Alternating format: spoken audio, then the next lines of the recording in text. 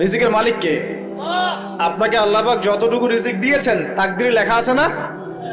তাকদিরে লেখা আছে না? তাকদিরে লেখা আছে যেটা, সেটা কি আপনি না খেয়ে মরবেন নাকি?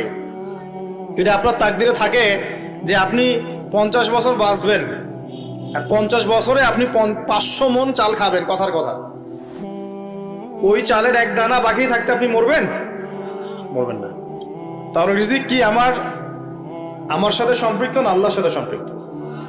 এই বিশ্বাসটা করতে হবে। তো দাঁড়িয়ে রাখলে কি মেয়েরা পছন্দ করবে না নাকি?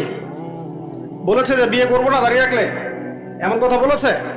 যদি কোনো মেয়ে এরকম কথা বলে, ওই মেয়েকে বিয়েই করার দরকার নেই আপনার। যদি কোনো মেয়ে আপনাকে বলে যে দাড়ি রাখলে ভালো লাগে না, শেভ করতে হবে, না হলে বিয়ে হবে না, বিয়ে করব না, ওই মেয়েকে বিয়ে না করাই উচিত আপনার। ওর তো মানে আপনাকে বিয়ে করার যোগ্যতাই হয়নি, ওর তো যোগ্যতাই হয়নি আপনাকে বিয়ে করার। সে তো দাড়ি নিয়ে প্রশ্ন তুলছে। যে মেয়ে বলবে যে নবীর সুন্নত আছে এজন্য আপনাকে পছন্দ করি, তখন বুঝবেন যে হ্যাঁ, এই মেয়ের মধ্যে ভালো কিছু আছে।